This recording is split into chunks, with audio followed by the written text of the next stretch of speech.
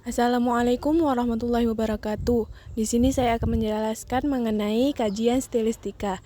Sebelum itu, perkenalkan, saya Sabila Munawwarah Fahri dengan NIM 230740064 dari Prodi Pendidikan Bahasa Indonesia. Yang pertama ada pengertian stilistika.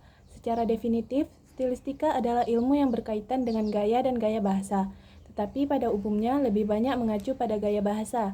Jadi dalam pengerjaan yang lebih luas, stilistika sebagai ilmu tentang gaya, meliputi berbagai cara yang dilakukan dalam kegiatan manusia. Ratna 2009 167. Selanjutnya ada ruang lingkup stilistika. Berbagai pakar sastra telah mengurai ruang lingkup stilistika. Yang pertama ada Pradopo. Pradopo telah mengurai ruang lingkup stilistika, yaitu aspek-aspek bahasa yang ditelaah dalam stilistika meliputi intonasi, bunyi, kata, dan kalimat, sehingga lahirlah gaya intonasi, gaya bunyi, gaya kata, dan gaya kalimat. Dan yang kedua ada Sujiman. Sujiman mengurai pusat perhatian stilistika adalah style, yaitu cara yang digunakan pembicara atau penulis untuk mengatakan maksudnya dalam menggunakan bahasa. Sebagai sarana style dapat diterjemahkan sebagai gaya bahasa. Selanjutnya ada manfaat stilistika. Manfaat stilistika. Manfaat stilistika ada 5. Yang pertama ada mendapatkan atau membuktikan ciri-ciri keindahan bahasa yang universal dari segi bahasa dalam karya sastra lebih.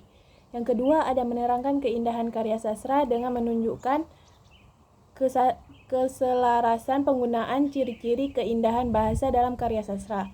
Ketiga, membimbing pembaca menikmati karya sastra dengan baik.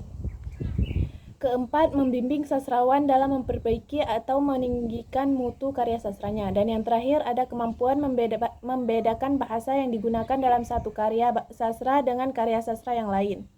Selanjutnya adalah pengertian gaya bahasa. Gaya bahasa dan penulisan merupakan salah satu unsur yang menarik dalam sebuah bacaan. Pengarang memiliki gaya yang berbeda-beda dalam menuangkan setiap ide tulisannya. Setiap tulisan yang dihasilkan nantinya mempunyai gaya yang dipengaruhi oleh penulisnya, sehingga dapat dikatakan watak seorang penulis sangat mempengaruhi sebuah karya yang dihasilkan. Selanjutnya ada bentuk-bentuk karya sastra.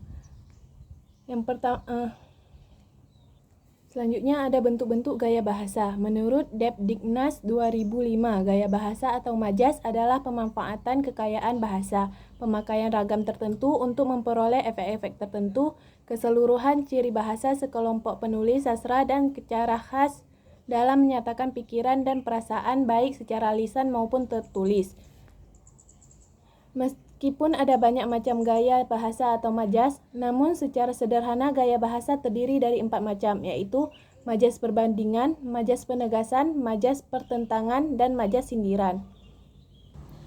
Ahli lain juga membagi jenis-jenis gaya bahasa menjadi 4 kelompok, yaitu yang pertama ada gaya bahasa berdasarkan pilihan kata, dibedakan menjadi gaya bahasa resmi, gaya bahasa tidak resmi, dan gaya bahasa percakapan.